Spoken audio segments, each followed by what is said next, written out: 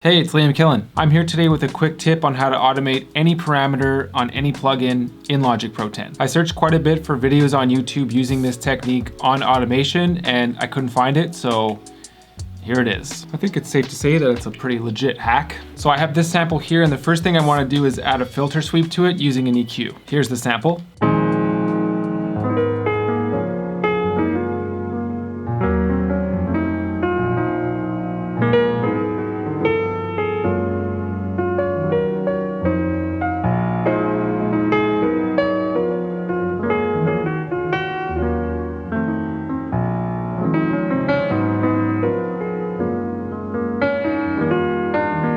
Also, just letting you know that this sample, amongst many others, is available in my LK Melodic sample pack.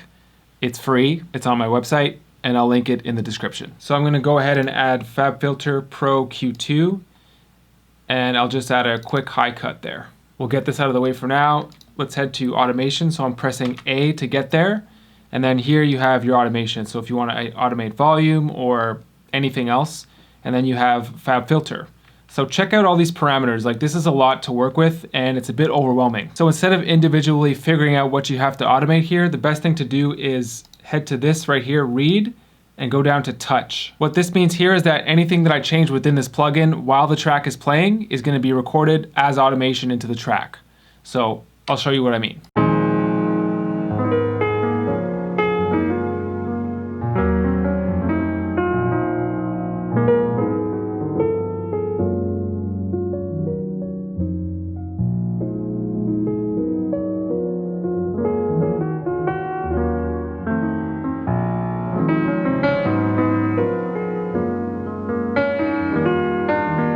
So that may not have been the most musical filter sweep, but just to demonstrate what I'm doing. Next thing, make sure you turn touch off. So go back to read.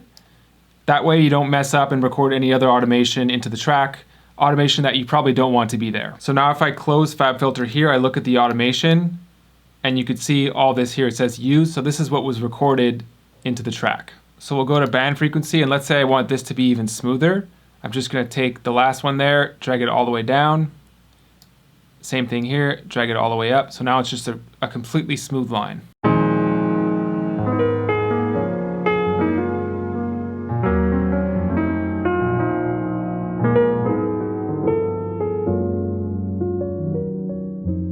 And then of course, if you're not happy with what you did, you can mess around and tweak from there. But it's just to get the automation into the track. I feel like this is the quickest way. Okay, let's get rid of FabFilter and we're gonna add another plugin. Let's go to modulation.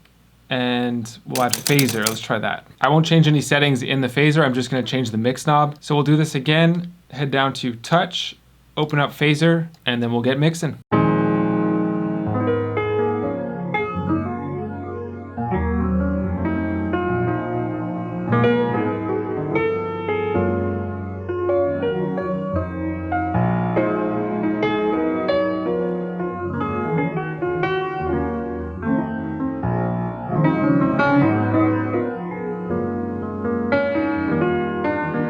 Let's go ahead and add some reverb to that.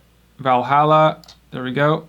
Turn the mix down to, let's say 6%. Same thing, head back to touch. Let's do this again.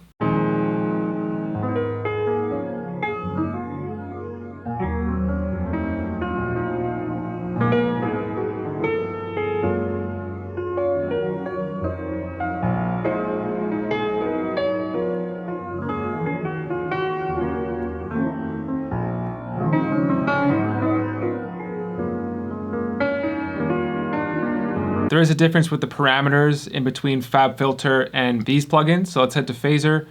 There's a lot less to work with. So output mix is what we changed. There's a check mark next to it. Smooth it out.